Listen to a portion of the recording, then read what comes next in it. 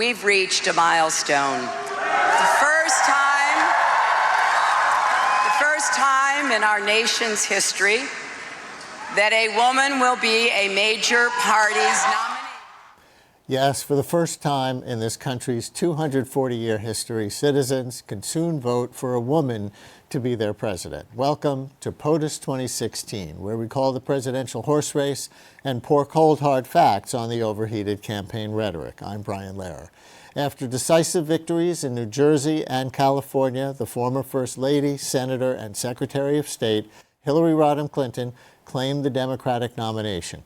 In a victory speech in Brooklyn, Clinton thanked women's rights pioneers who made her nomination possible, spoke optimistically of a diverse and generous country moving into the future. Then she repeated her charge that her opponent, Donald Trump, is temperamentally unfit to be president, adding, "And he's not just trying to build a wall between America and Mexico. He's trying to wall off Americans from each other. When he says, 'Let's make America great again,' that is code for, let's take America backwards."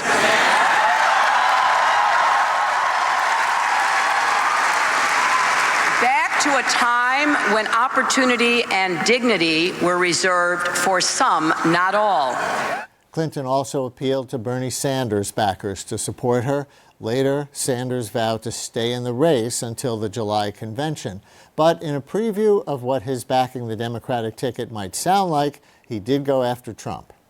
Our campaign from day one has understood some very basic points, and that is, first, we will not allow right-wing Republicans to control our government.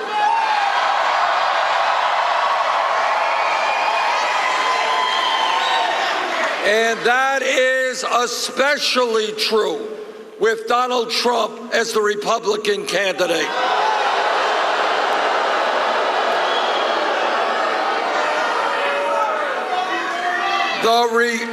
The American people, in my view, will never support a candidate whose major theme is bigotry.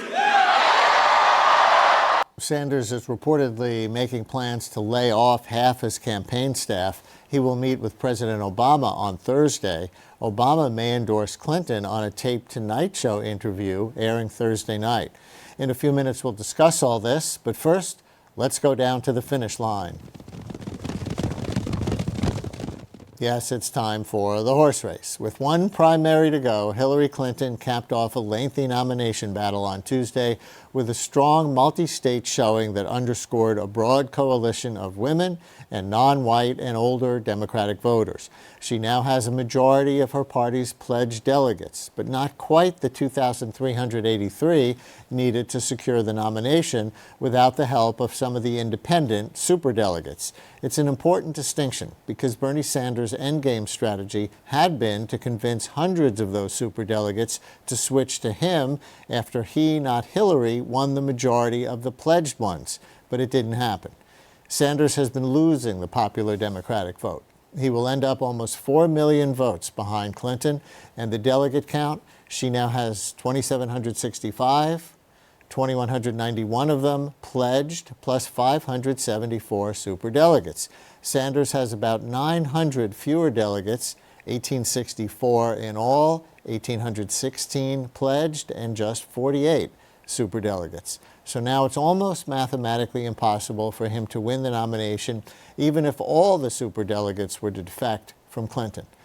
On the Republican side, Tuesday, Donald Trump officially closed out his party's primary process. On his unlikely path to the nomination, Donald Trump broke the record for total Republican primary votes by 1.4 million votes. And it would now take a miracle for the Never Trump camp to unseat the Republican nominee at their convention. Still, sensing weakness in their party's candidate, however, Republicans remain nervous. This week, Donald Trump has been in especially hot water since saying the judge handling the Trump University lawsuits was biased against him because his parents came from Mexico and he's for a wall. Speaker Paul Ryan called it textbook racism but somehow continues to support Trump. And Trump failed his very first down-ballot test this week as the only member of Congress who he explicitly endorsed, Representative Renee Elmers of North Carolina, lost her nomination fight to a candidate heavily backed by conservatives. And what about the Hillary versus Donald polls? Current Huffington Post polling averages have Hillary Clinton way out ahead after a particularly hard week for Trump, but before Clinton was declared the presumptive nominee by the press on Monday. At that juncture, Clinton led Trump in polls by almost 5 percentage points. Polling averages are just one way to predict the outcome of presidential elections.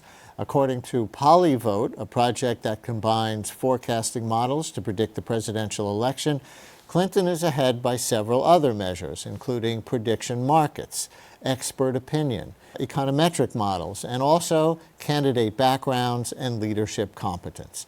The site currently predicts that Democrats will win 5% more of the vote than Republicans in November. But of course, that's 5 months off in a year when we've learned that anything can happen. All right, let's discuss all this. Joining us, Sarah Leonard, a senior editor at The Nation magazine and editor of the book The Future We Want, Radical Ideas for the New Century, and Alexis Grinnell, columnist and political and public affairs consultant. Welcome to both of you. Thank you. Thank you. Alexis, how do you feel about Clinton clinching the nomination? As somebody who has admired and supported Sanders, I really couldn't help myself from crying last night. I was overcome by the feminist highlight reel that opened Clinton's speech, seeing the continuum from the suffrage movement through the 60s and 70s right up until her nomination. So I think that there is, on a really visceral level, just something exciting about seeing the transformation of leadership from an exclusively male domain into one with an actual woman standing up there as the nominee for the Democratic Party. That is just, regardless of my own politics, something that is undeniably exciting and I have a very, very strong reaction to. Were you crying too, Sarah? I was not crying, but I will agree on the highlight reel. It's very, very cool to see people like Shirley Chisholm finally get their due and be included in this amazing lineage of transformation. I think that's very cool. But what I'm looking to see, and the reason I personally was not crying, was I think we have yet to see whether this will be a victory for one woman or for women in general. And that night was a victory for Hillary Clinton. And it will be a victory for more women if she manages to push through things or if she takes leadership on things that are helpful for everybody. So universal child care, bring back welfare, which also Bernie didn't support either, actually, but there are a lot of things. Bringing back, the pre-1990s style of welfare? Not the exact same thing, but there have been huge gaps left for families in the safety net. So that sort of rebuilding process will be a test of whether this, to me, whether this is a victory for women in general. You want to pick up on that? Sure. I think there are obviously very important policy distinctions, which is probably the reason why we both supported Senator Sanders, that we believe are better for women. I will say, though, there's so much data on the significance of role modeling for outgroups. So seeing someone within your in-group succeed can have such redounding effects on your own sense of self and ability to counteract stereotype threat or even implicit bias. So it's not insignificant or illegitimate, I think, for lots of little girls and women to see another woman and boys. The normalization of female leadership we refer to like symbolism and substance as if one is better than the other. Symbolism is deeply significant and substantive as well. So I agree. I very much want to see what her childcare policies look like, whether she shifts to a paid family leave model that is more in the Social Security funding dynamic rather than the employee or employer tax. But there is something undeniable about seeing a woman achieve that level of power and what that will mean, hopefully, if she wins and becomes president, for the country and for all the women and boys growing up right now in our country. Totally. And I don't want to dismiss that, which I think that's very real. Yeah. And as you say, some data bears that out. And what I think will be interesting is to see whether the construction of the campaign as a feminist campaign will lend her momentum to actually address the issues that affect women. Will this sort of branding also translate into policy?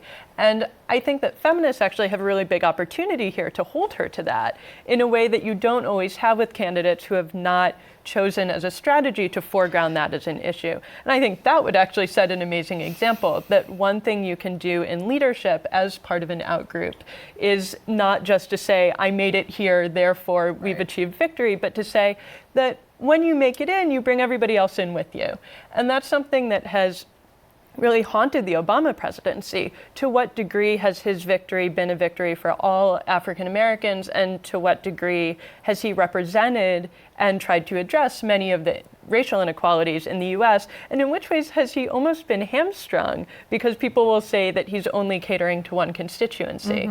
And so I think if the sort of branding of Hillary's campaign can be used as leverage to push her to do the right thing, bring people with her, I think that would be amazing.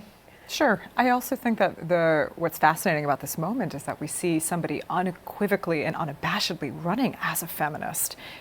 Opening her victory speech with that highlight reel was so wild and radical at some level. And then, transitioning into the actual, her own speech in which she highlights again these sort of gender significance. She ran away from that in 2008. We see her leading with it. It tells us something about what you have to do, where the sort of center has shifted in a way, where the, typical demographics of a general election, the white voters and white men in particular are less significant. She talked about trans rights.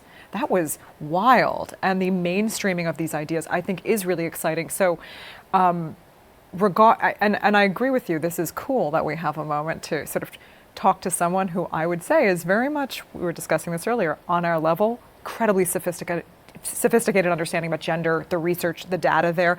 Unlike, say, Bernie, who is, again, ran as a feminist, did not run away from that label. And that's really powerful for a man to get up running for president and say, I'm a strong feminist, but really lacked, I think, the level of understanding that she carries with her. So whereas I think we see her developing really substantive and sophisticated rhetoric, his rhetoric was sometimes shaky, certainly around paid family leave. He talked a lot about that for women and for mothers. She talks about the distribution of care work. Totally different paradigm. So just as a thought experiment, I guess you wouldn't have been so moved about the glass ceiling if, say, it was Carly Fiorina who got the nomination. Definitely not. Carly Fiorina is that odd creature that is a female Republican who is sort of politically obligated to both reinforce the glass ceiling while arguing that she would be great because she'd break it, but no abortion rights. And I wouldn't want to be her. Meanwhile, it was not as good a day as expected for Donald Trump, who was supposed to just be taking a victory lap last night in the last Republican primaries after he's already clinched the nomination. Instead, he was fending off charges from House Speaker Paul Ryan of textbook racism because of what Trump said about that judge. Here's some of what Hillary Clinton had to say in her speech last night about that. When Donald Trump says a distinguished judge born in Indiana can't do his job because of his Mexican heritage,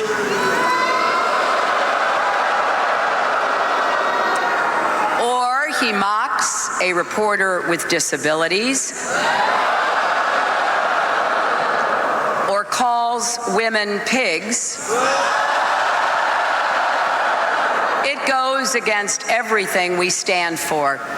Because we want an America where everyone is treated with respect and where their work is valued.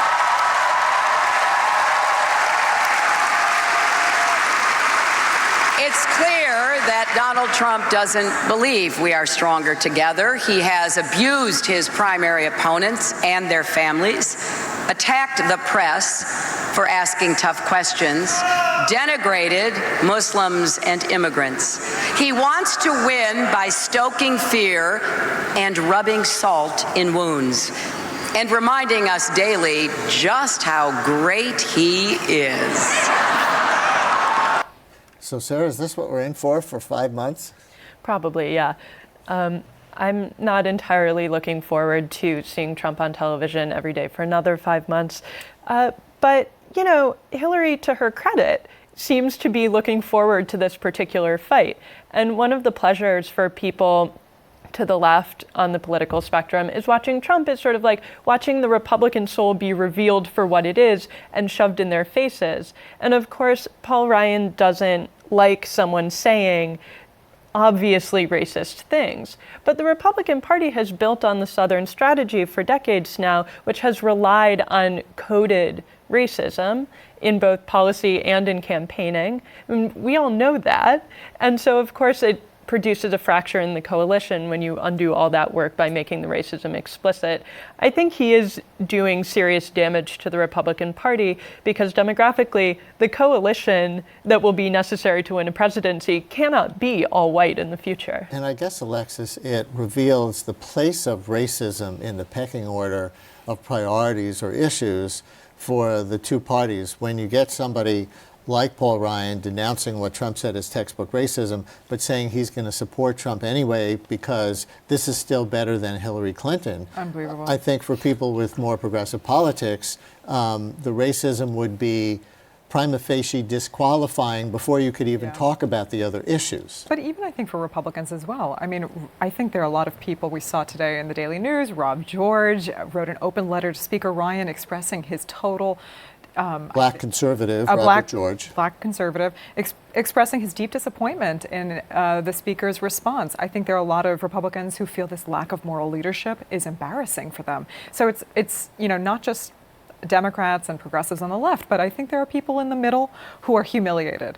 And I know a number of them who are going to vote Libertarian for Gary Johnson, or some of whom who will vote for Hillary Clinton, and others of whom will stay home. I'm anxious to see the debates between Hillary and Trump. I think those are going to be some fascinating, disturbing WWE style wrestling. And that will really draw the contrast. I wonder how that'll move people. And I mean, the people who have drawn the most attention to American racism in the last few years, obviously, is the movement for Black Lives. And they have done a lot to push the Democrats in this election towards adopting more progressive and actually just more thorough and more thought through criminal justice policy, policy on policing, policy on racism. And that's been really interesting. I think it's actually prepared the candidates, including Hillary, to better address this issue in a general election in a serious way. And I think that the candidates should thank the movement for that. And I don't think they're going to leave Trump alone in this election. You two are both Bernie Sanders supporters, or have been. Let's take a look at how Trump is trying to win some of your fellow Sanders supporters to his side now. To all of those Bernie Sanders voters who have been left out in the cold by a rigged system of superdelegates, we welcome you with open arms. Believe me. What do you think? Oh, God.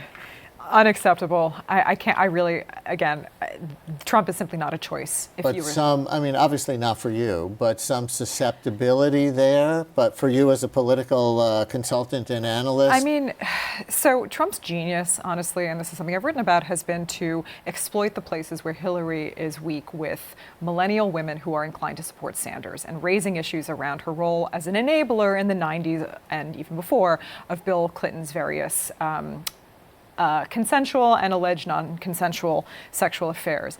That is smart because there are women who supported Sanders in a certain demographic who may stay home because they feel uncomfortable with Clinton. I don't think those are people who are going to vote for Trump. And I think that, yes, for me personally, Trump is unacceptable. But I think for any person who really understands Bernie Sanders and what he stands for, Trump would also be unacceptable. It might be more for the Bernie bros. Sanders did very well with white men, as progressive as he was. That was his demographic within the Democratic primaries. And, maybe some of those people who feel that the system was rigged, who don't like free trade agreements, and who might be more isolationist than Clinton would tend to be. Trump, we can't tell because he's all over the place on foreign policy, but he might be. So that's who he's really going after with that, isn't it? I think so, yes. And notably, though, Bernie's clearest demographic was young people, which was split evenly between men and women. So he may be going for that entire demographic. That is certainly true, and I hope it will not work. The clearest reason for me is my Muslim friends don't think this is a joke. They're terrified, and I, of course, stand in solidarity with them, as should any Bernie Sanders voter. And the way that people need to think is, okay, so there are all these things we want, certain kind of healthcare, certain kind of policy, whatever.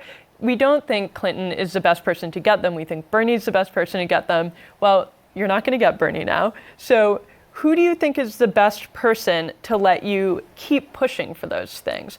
And it's not that Hillary's going to do everything you want. It's what creates the conditions for the movements to keep pushing. And that is not going to be having to fend off Trump's latest insanity. That's going to be a situation where there are few people in the inside who are susceptible to your arguments, and broadly a climate that is not dogged by a Trumpian crisis. Speaking of a climate, what do you think about this as an issue, folks? We believe we need to make America the clean energy superpower of the 21st century.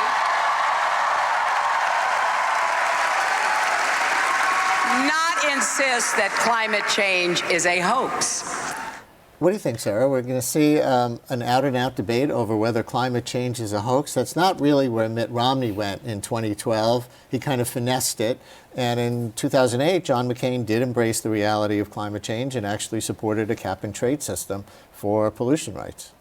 Yes, well, it does seem likely that that will actually be a debate. I mean, this is like the great unleashing of the American id. It's fascinating. And what's interesting is, of course, this position on climate change that suggested it's a hoax and so forth is one that was created by quite a lot of money. So the Koch brothers, obviously, as we now know, because of Jane Mayer's wonderful book, is responsible for having created a lot of propaganda, even positions for people in universities, to push for this idea that climate change is a hoax. And it's now sort of filtered into the culture in a way that it hadn't actually before. Initially, when scientists started talking about climate change, people were predictably inclined to believe them. They were the experts. And since there has been this campaign, it's become a sort of anti-establishment position to believe that it's a hoax. So Trump is tapping into anything that feels like it is anti-establishmentarian. And climate change is, I think, going to be one of those things. What's so tragic is a lot of the people who will likely go along with that position live in areas that are now being affected by climate change. So we actually know that the Florida coast is being repeatedly flooded in horrible ways right now. And in fact, that the government of Florida has prohibited agencies from describing these things as functions of climate change, which means that the people who are suffering them, mostly poor people, don't even know what's happening to them. And properties, including, from what I read, at least one Trump golf course, which has a document that says it's taking steps to protect itself from the effects of climate change. Alexis, do you think the Sanders campaign has hurt Hillary Clinton for the fall as hard as he's run and as long as he's run? I think he's hurting himself most of all, honestly. At this point, the longer he continues to carry on, the less leverage he's going to have. And it's important now to, I think, make a deal. The presidency is no longer achievable. The nomination is no longer achievable.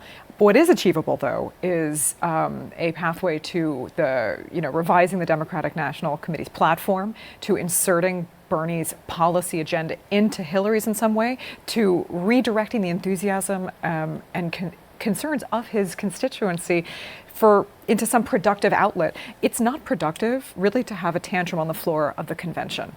It's ugly, and it dishonors Bernie's own campaign. I'm very disappointed to see that. And it's just diametrically opposed to the tenor he set throughout. Now it really just seems like sour grapes. I think it's really ugly and unfortunate. Do you agree with that? Well, I think he has every right to stay in the race up to the convention because he has to maintain a certain amount of attention and leverage in order to get anything he wants out of the convention. But I think he should stop talking about superdelegates. The idea of flipping superdelegates is something that is fundamentally anti-small d democratic and runs, as you're saying, hard against the spirit of his campaign. And it's also something that will not succeed. Right. So there's no reason to keep talking about it, and he sounds ridiculous when he does, and he should stop. I think the more significant thing is if you look at how the convention is being arranged, on the drafting committee, for example, there's only one representative out of 15 from Labor. And as is now well known, Roseanne DeMoro, who runs the nurses union, which endorsed Sanders, was denied a seat on that committee. So there is a big question about who will be the influential players in the Democratic Party that emerges after this convention. And that's something I think he should be leveraging his power on and trying to influence. But I think now is the time to do that, not right up until the convention, because this is when he can actually say, look, I'm willing to do the whole come together, redirect my support your way, but these are my demands in exchange for that. She needs that now. What are they? For instance, if he wants people on the drafting committee, then it said, okay, I want X, Y, and Z people on this committee, guarantee those seats. If it's, I want to fundamentally revise the superdelegate system, first of all, Hillary Clinton did not create superdelegates. That's an issue to take up with the DNC. It's misplaced, and really, he sounds idiotic to keep hammering that home in relation to Hillary. Yes, she has a lead in superdelegates. She didn't invent them. Give some, there needs to be a little more reality here. If the issue is, I want you to be supporting a $15 minimum wage nationally, make that an issue. I really think he harms those remain issues himself. As long as he's in the public eye. And they cease to be issues when he's not in the public eye. But he can stay in the public eye without continuing to have a tantrum publicly about superdelegates and about the system being rigged. Like, look, this is, yes, the system is fundamentally anti-democratic. But Hillary herself did not rig it. She has played a rigged game and won it. But she also has won the popular vote. And there are other reasons beyond the systematic problems of the Democratic primary, why Hillary is legitimately the nominee of this party. She has support that's real. It is harmful to the people who support her and the relationships, I think, among Democrats for a wing of the party to keep insisting that everybody else who supports her is corrupt in some way, illegitimate, and that she is the illegitimate head of a party. And yet there's something so productive about the fact that prior to this election, there are lots and lots of people who very reasonably had no idea how the convention worked or knew what a superdelegate was, because it's really confusing and obscure, kind of on purpose, because this is how the party organizes itself. And it's not like a conspiracy. It's just the way that people who arrange the party make it work. And I think it's been good that his campaign has highlighted for people the undemocratic nature of that process. Yeah, but now he has to channel that productively. It's not enough for people to, like the bros that you talk about, to kind of throw shade at Hillary or at the reporters who cover her or that the people who they disagree with. Has to be the last word. Thank you for such a great conversation. Thank you. And that's POTUS 2016 for today. We're here each week at this hour calling the presidential horse race and pouring cold, hard facts on the overheated campaign rhetoric. I'm Brian Lehrer. Thanks for watching.